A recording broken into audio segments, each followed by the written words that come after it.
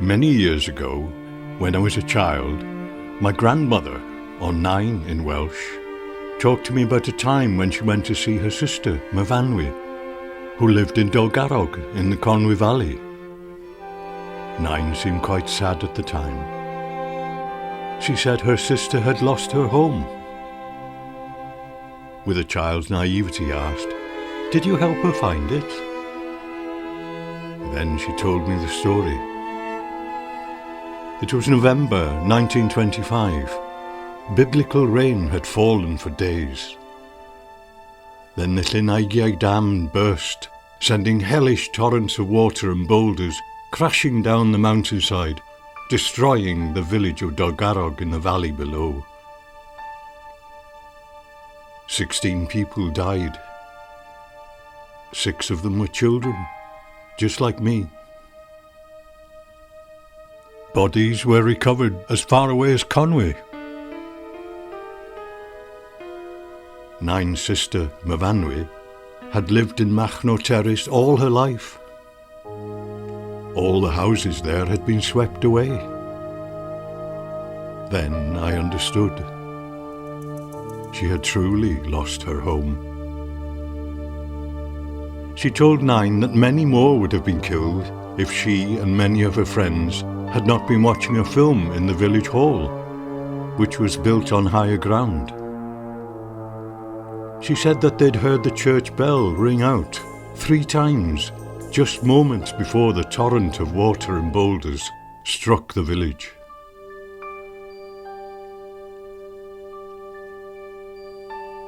It was a terrible disaster which affected the whole community and changed the lives of all the families of Dalgarrog.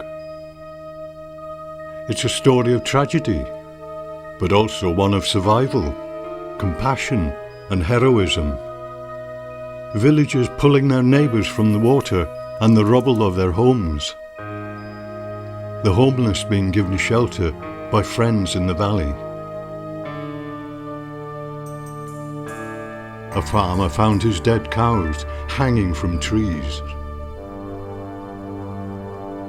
One victim was buried in Portmadog, at the very church, at the very time he'd arranged to be married. The village church now lay in ruins, but they'd managed to rescue the bell. My child's mind wondered how and why the bell had rung.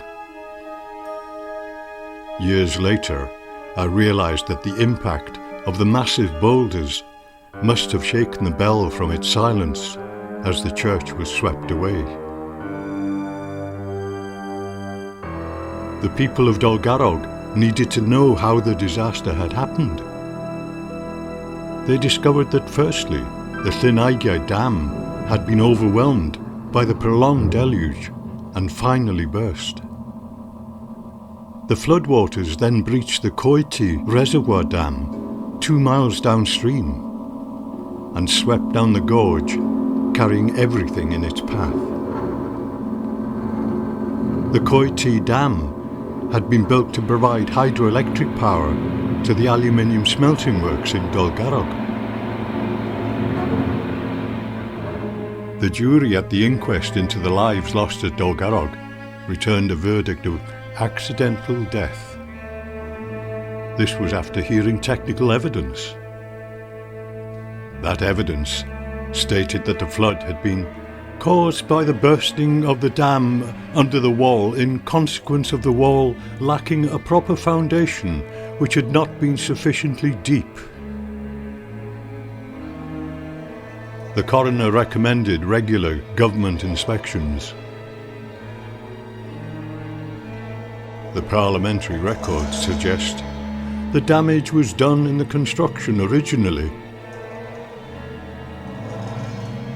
Local opinion was that the truth, which still hurts, lay in negligence, both by the bosses and the workmen, the bad design, the pressure to cut costs and to complete the dam quickly.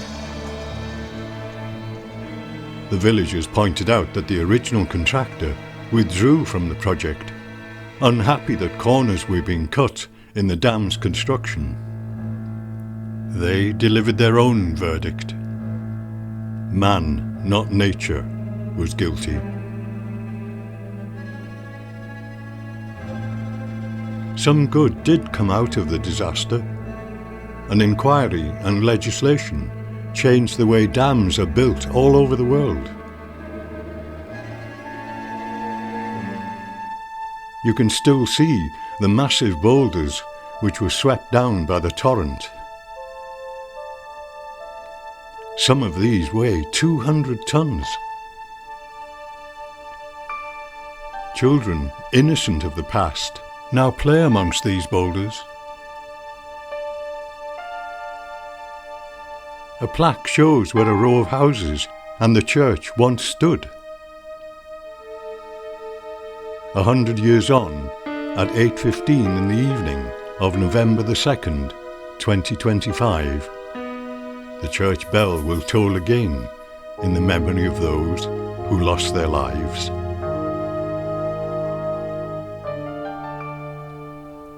The bell will ring for each of those 16. Dalgarrog still feels the loss. The bell still tolls.